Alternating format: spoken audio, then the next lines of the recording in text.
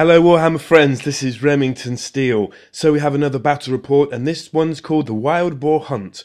While attempting to hunt wild boar for a large party, the Halflings of the Moot have come across a razorgore, and not knowing better are attempting to capture it. This has angered the Beastmen tribe that own the razorgore, and they will want to drive off the Halflings to protect their animal. So before each player's turn, the razorgore will move 2d6 dice in a direction determined by the scatter dice. If the razorgore comes into contact with a unit, it inflicts 1d6 plus 1 impact hits and continues to move through the unit. If it is charged, it will flee 3d6 away from the charging unit. If the razorgore is caught by a unit, then the razorgore is captured until that unit is killed or flees off the board. So for points, if for any enemy unit destroyed, you get a point. Enemy general slain, 1 point. Enemy BSB slain, that's 1 point. If the razorgore has been captured by a unit still on the board, you get 3 points, and 5 points if your unit escapes off the board with the razorgore. So at 2,000 points for each army, the Halflings are led by Nicholas Warfoot, who's 220 points. He has a special sword which grants him D3 wounds for each wound he gets through, and he has a 4+ ward and a special necklace that prevents attacks for 1 turn. He has a potion that gives him +2 strength, +1 toughness, and he also grants +1 combat resolution to all units within 6 inch. So he is a bit of a devil. I've stuck him in with 24 Lords of the Harvest.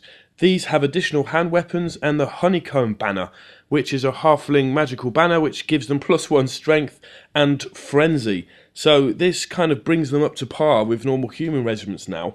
And, you know, this is quite a powerful regiment for a Halfling. And, yeah, they look pretty cool. If you like the look of those miniatures, they're old Blood Bowl miniatures that I've converted up to look like, you know, the special elite force of the Halflings. They can also fight in an additional rank. That's a special rule for these very brave little men. And here is the Chuck Wagon unit. The Chuck Wagon in the Halflings is basically the battle standard bearer, and it's led by an Auroch, which is kind of like a giant cow. And although it doesn't really look giant to us, it's big for a Halfling. They are a unit of Pantry Guard, which are led by a Halfling Elder in the middle, that one that looks a little bit like someone from Napoleonic times, and the guy in the white cape and hat, he is a level 2 Grand Enchanter on the Law of Shadow. These Pantry Guard have been given great weapons. They are stubborn, and like all Halflings, they have initiative 5. And but a slightly better weapon skill and strength. Weapon skill 3, strength 3. So yeah, I'm looking forward to getting these guys in there. The next unit is a regiment of 24 Vigilante Guard, and they come in at just 134 points.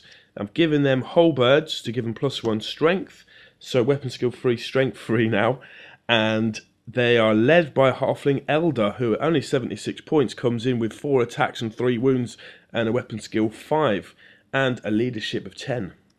So here we have some more Pantry Guard. I'm going to stick these guys in with the Chuck Wagon unit to bolster that up. And in the middle there you see my very special character.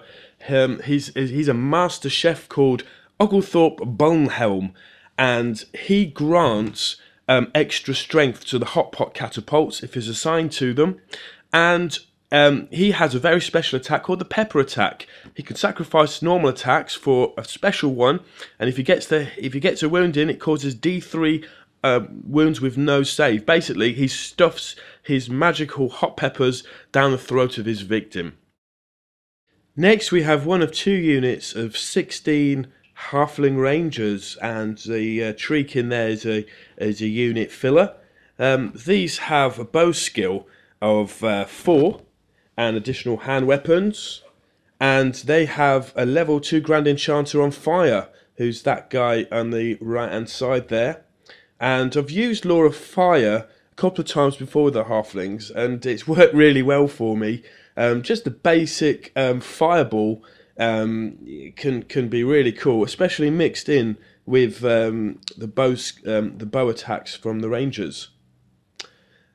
The next photo is the next Halfling Ranger unit, and they have in them a ranger character in there, and he's got a magical bow which gives him 4 shots. He's a sheriff, and he comes in at bow skill 6, so he could be really devastating. We have 3 Moot ogres who basically follow around the halflings everywhere they go because, you know, they have the best food.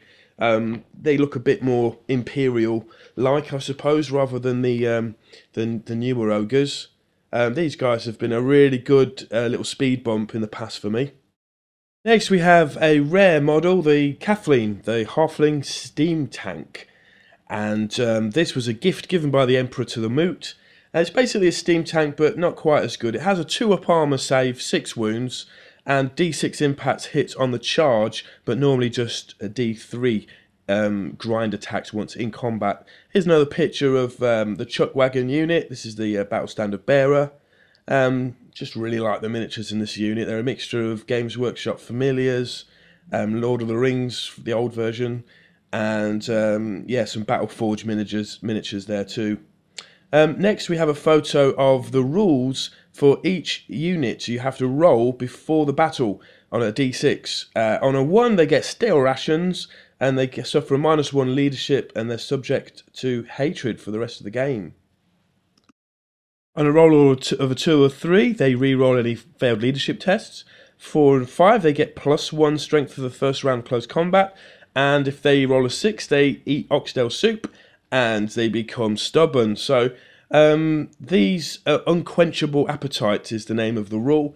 It kind of gives the halflings, it really puts them on par with the other armies. And in the battles I've had before, the halflings have always given a good game. It's never been that one-sided, and I think this rule helps that. Here is the famous halfling hot pot. I'm going to assign the master chef to this unit so it can get an extra strength. It's a small template. It's just strength 2 normally, but in the middle of the template, whoever gets hit there gets hit with a strength 6 D3 wounds with -3 armor save. The hot pot catapult only has a toughness 4 and 3 wounds, so it can be shot down or just easily charged. Here's my second hot pot. This one I'm calling the sushi cannon, and it's manned by 3 Nipponese halflings that have travelled all the way from the Far East to join these halflings and to share their recipes. It's a slightly different design, this one, but basically it does the same thing, but fires cold, smelly, acidic sushi down on the enemy. So let's see if one halfling hot pot can't do the job, then perhaps 2. In the past I've had great success with these, destroying a unit of Ogre Mournfang no less, because of the minus to the armor saves. Alright, that's another picture of those rangers. Now it's time for the Beastmen. We have a Beast Lord in with a unit of 21 Gores. We also have the Wargore BSB. The Beast Lord has the Steel Claws, which grants him D3 extra attacks each turn. And we have the Wargore BSB. He has the Sword of Battle Gnarled Hide, and he is the Battle Standard. And in there I have a level 2 Bray Shaman, and he is on the Law of Death. And we have 10 Ungor Raiders. And wow, I've had some success in the past with these, you know, chaffing things up, being a little bit of a roadblock. And, you know, in one battle I had against Anadude 2d6, they actually destroyed a Vargeist. We have a Tuskor Chariot here. And if you look at that, that's a converted model from an Orc Chariot.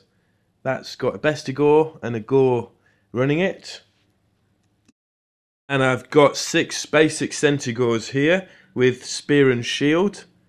And yeah, I've not chosen to field Gorus Warhoof this time, because I've had really not that much success with that build. Although his Centigores get weapon skill 5, these just have the weapon skill 4. I have a 24-man unit of Bestigores right here, and they've got heavy armor and a big double-handed axe. These guys are really good in combat if they can, if they can take the first hit. Next we have some devil spawn. We have 5 harpies. I must get around to finishing painting those 2 that is just base coated there. And these guys have 2 attacks and they can fly. And if they don't get shot down, they can cause a bit of trouble and pick off a few chaff. In the rare section now, I'm going to try out a chaos spawn. It has random 2d6 movement, and it has d6 attacks, and it has 3 wounds, and it's got a toughness 5. So I've always wondered what these guys are like, and that's a converted Jabberwocky from old sit-down miniatures. And the other rare section, I'm going for it with the disgusting Jabberslife. What a great model. It has a darting tongue attack, which is a strength 5 hit, and it basically drags you into its maw, but it's only 1 hit, so against a big unit, it's a bit iffy.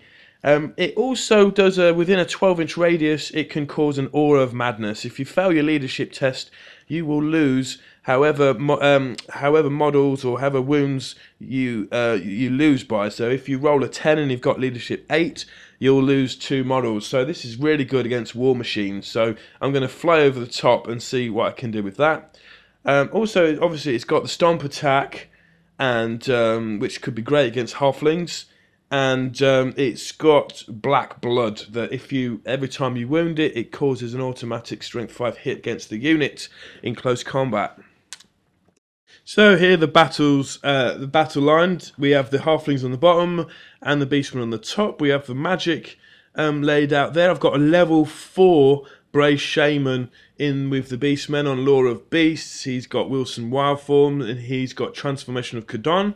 Can't remember the other 2, they didn't really come into play. In the Lore of Death, Brace Shaman, we have I think it's a Soul Stealer, and one of the ones that is a leadership penalty. With the Halflings, we've got the Fireball with a level 2 Lore of Fire, and I've got another kind of basic Fireball spell then, I can't remember which one it is.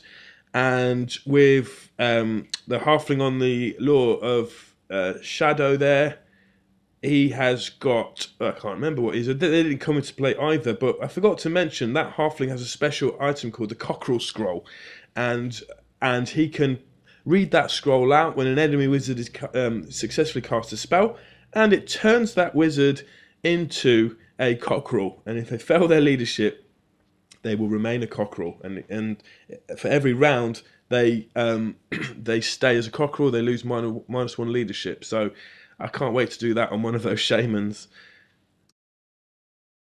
So here's a shot from the Beastmen side of the table. The beasts are on the bottom. I've got my Centaurs on the bottom left there.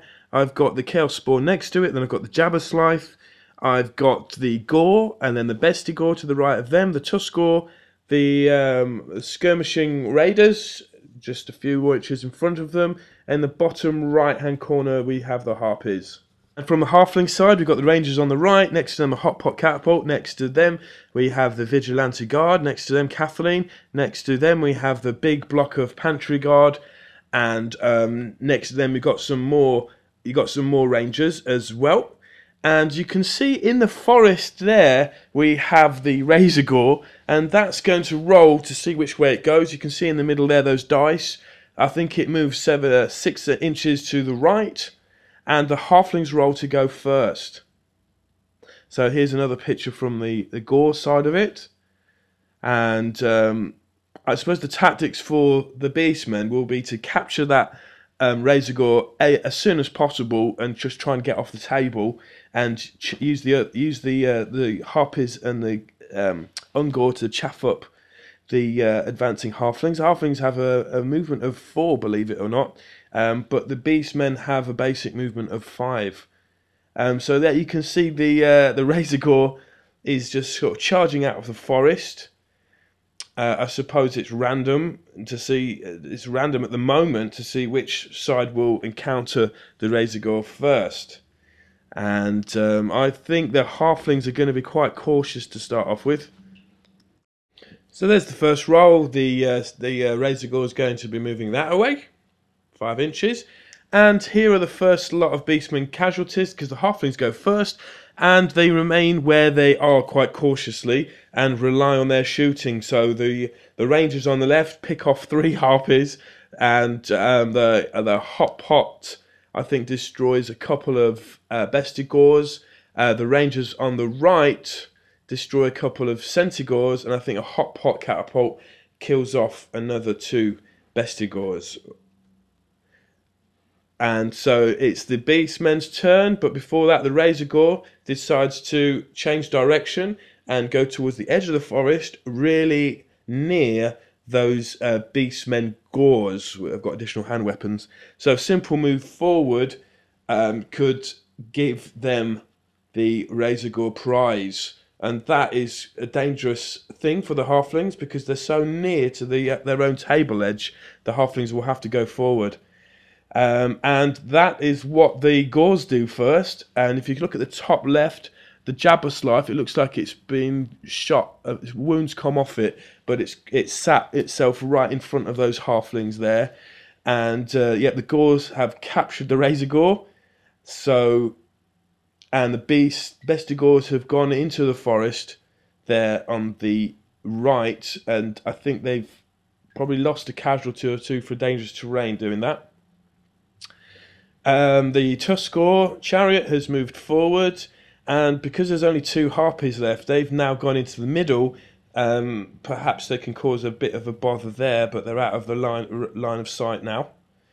The Ungor Rangers have moved slightly forward there. Looking back on it, perhaps they should have ambushed, or perhaps there should be more of them. But the 16 unit of Halfling Rangers is pretty solid. You can see the Centigores push forward there. They've passed their leadership test because they lost 2 out of their 5. And in the bottom left, the random movement. On the bottom, the random movement of the Chaos Spawn has just edged it forward there.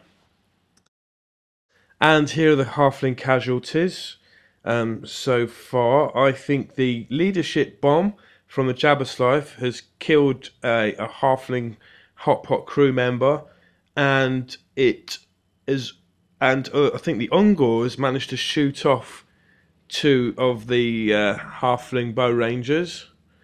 But yeah, that's not a great thing. The magic phase didn't really do anything for the Beastmen that turn, as nothing's in combat. I didn't put the buffs on. Yep, you can see the Centigores there threatening a charge.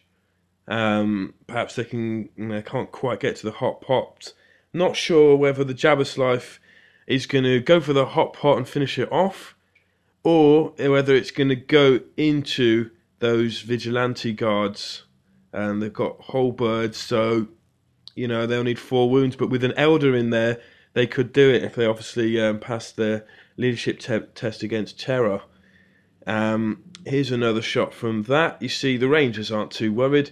They can probably, they can easily finish off those Centigores who only have a 5-up save. And within those Rangers is a Sheriff who has a special bow which gives him 4 shots. And with bow skill 5, he will probably do the business there.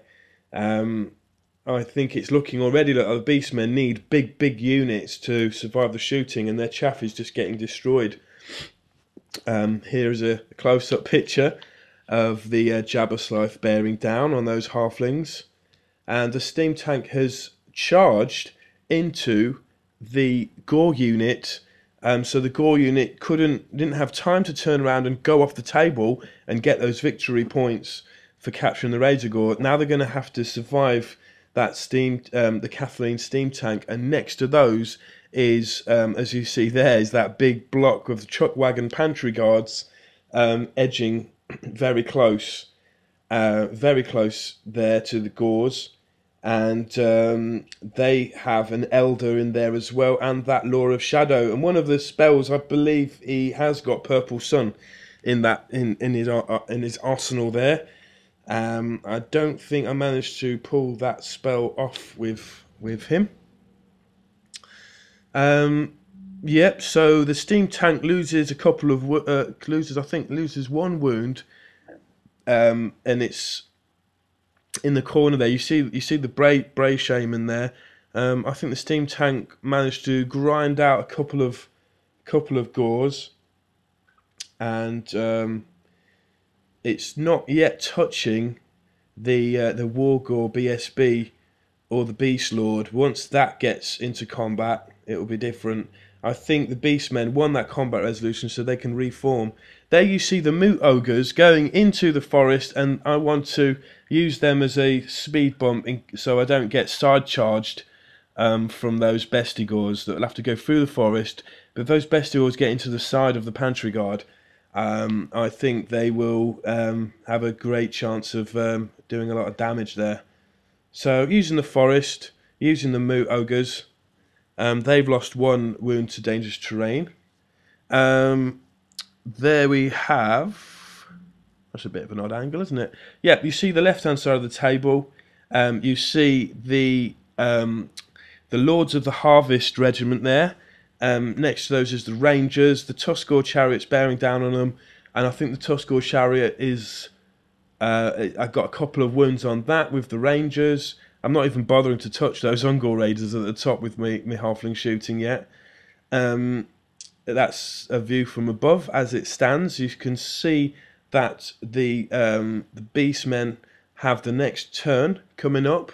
So I think that Tuskor chariot's going to have to do something there before it just gets shot down.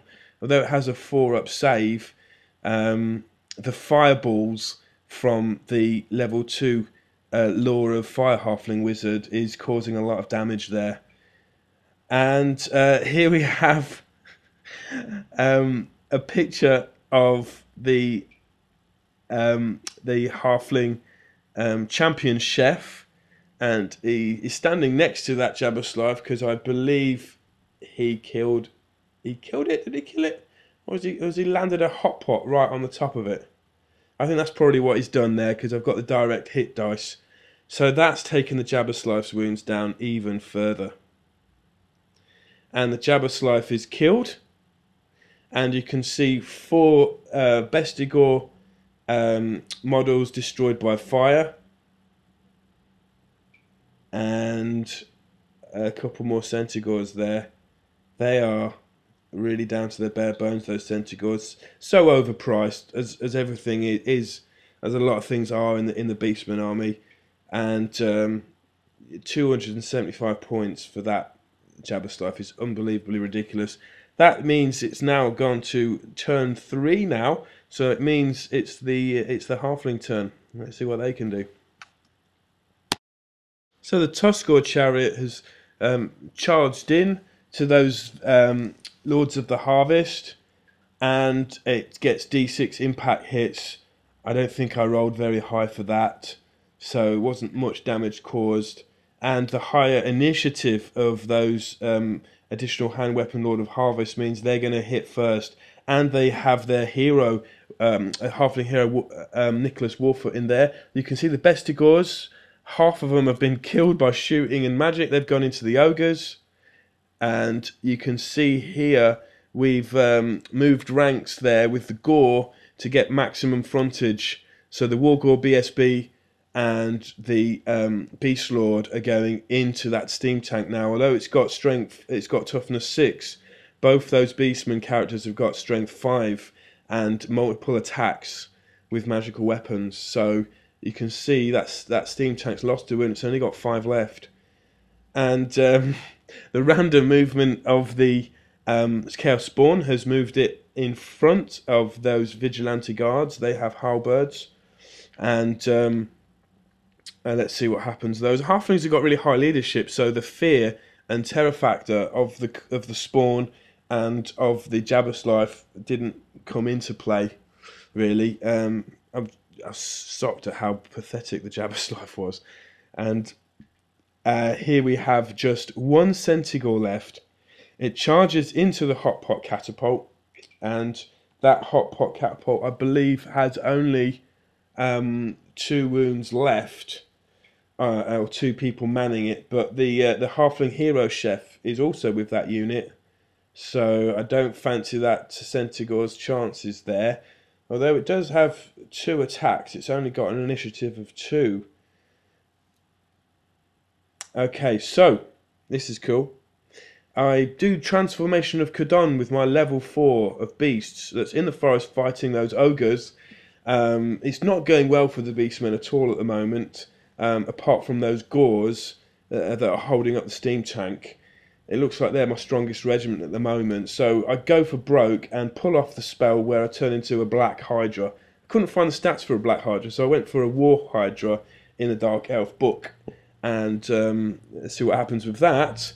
Now, Nicholas, there, you can see that picture, he single-handedly battered that Tuskor chariot. He has an initiative of 7, so that with the 4 attacks, strength 4 against toughness 4. He only needed 3. He only needed 4s to wound, and each wound actually causes D3 wound, like I said before. So instead, I didn't have a Hydra model, so I've used the Jabberlife model again, and those Beastmen have destroyed those ogres and have continued their charge into that into the sushi hot pot catapult. So that'll be game over for that very soon. It's out. They're out of the charge arc of those Lords of the Harvest. Yep, Oglethorpe Bunhelm, he stuffs a pepper down the mouth of that Centaur, so he burns up and all his intestines explode with the hot peppers of that chef. I tell you what, I do like the Halflings. They're so full of character, and yeah, they're doing really well at the moment. Although they don't possess the razorgore at the minute, those gores still have that razorgore. And here is that fight. You can see there now that you can't see the bottom of those dice, but it's only got 2 wounds left. And once it's engaged in combat, the steam tank only does D3 wounds. And as the Halflings inside desperately try and grind it forward, it's no match for the gores with all the attacks that are raining down on it now. But it may have held it up just long enough for the pantry guard there, you can see right in the centre there, to come in. Now what the Beastmen have done, those 2 harpies, I've put them right in the way at an angle against those pantry guards. So if they want to charge into those gores that hold the razorgore, they're going to have to go through those harpies first at a weird angle. So for once, the harpies in this game are doing something useful. And now we're into turn 4. That is my hand. Here are the here are the vigilante guard there. These guys weren't even bothered about that Jabberlife. They've just been sitting there drinking all game so far. This is the Beast Lord who has dispatched the steam tank, and he's standing on top of it, very happy about that.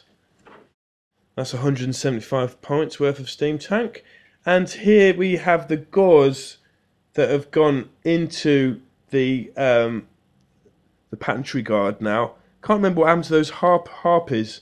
Maybe they got destroyed. They got destroyed by magic, perhaps. But still, this combat's on now, and you can see there's been some gore casualties, but there's been more halfling casualties there, as that Wargore BSB and Beast Lord are ripping halflings up here. And you can see they're the sushi chefs getting made into mincemeat by the Bestigore. Those poor halflings, look at them. So we go into turn 5 now, and things are kind of speeding up now. And we have the Black Hydra. It pulls out of the Bestigore unit because it's still a wizard character, and then it comes out and destroys the other hot pot on the other side. I think each hot pot is worth about 75 points or so. Not too much. No, 65 points. That's half those hot pots are worth. So yeah, the Beastmen are coming back now.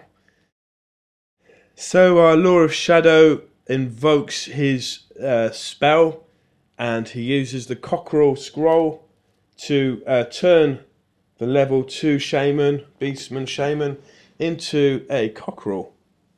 So he's clacking about in the corner of that regiment, and all his stats are down to 1. So 1 weapon skill, 1 toughness, 1 strength. And he is very vulnerable now to getting killed. And that's precisely what happens when the pantry guard move forward, charge into the corner of the gore unit there, and there's only a couple of them that can attack, but the figure they can attack is that cockerel.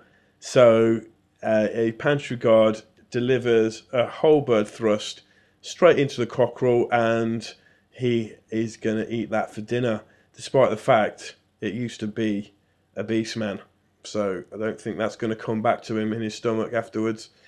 It's a bit of a blurry photo, but it's quite an important one, because the Gores managed to break the truck wagon unit. They just put so many wounds out on them, and with only toughness 2, those pantry guards didn't really stand much of a chance, and they failed their leadership because I think they lost by sort of 7 on combat res, and they break, but I can't chase them. Even though they rolled double 1s, I couldn't chase them because I'm still in combat with those with the vigilante guard.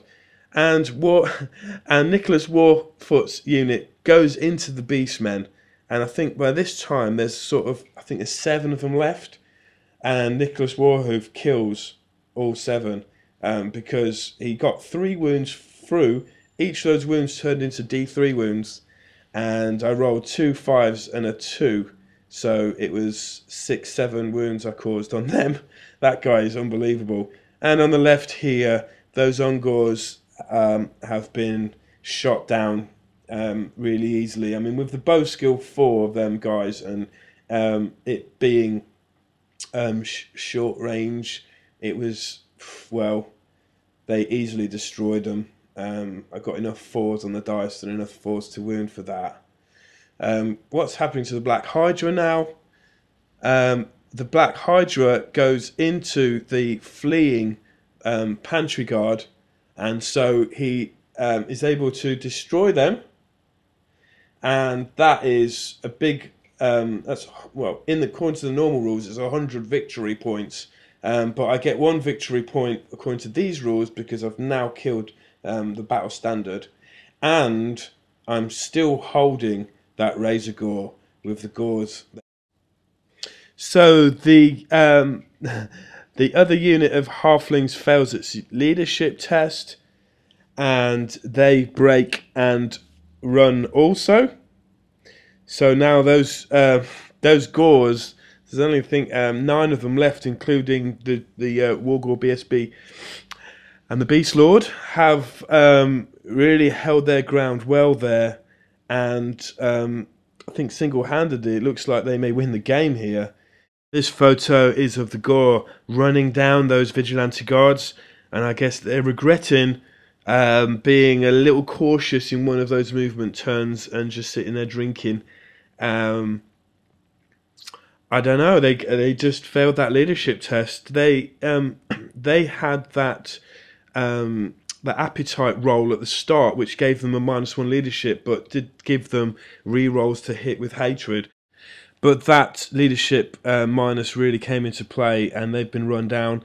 We see the last photo of the game here. We've got the Rangers on the far left and right, and in the middle we've got the Black Hydra and the Gore unit, with the razorgore as the only units left for the Beastmen. Nicholas Warhoof's Lords of the Harvest regiment there is just too far away to affect the game now in the last turn. They may be able to come and pick up that Hydra, but with the Beastmen, they will just turn and run away. So it's a victory for the Beastmen, would you believe? They claim their razorgore back, but the Halflings can hold their head up high, knowing that their deadly assault with arrows and flame really taught the Beastmen a lesson.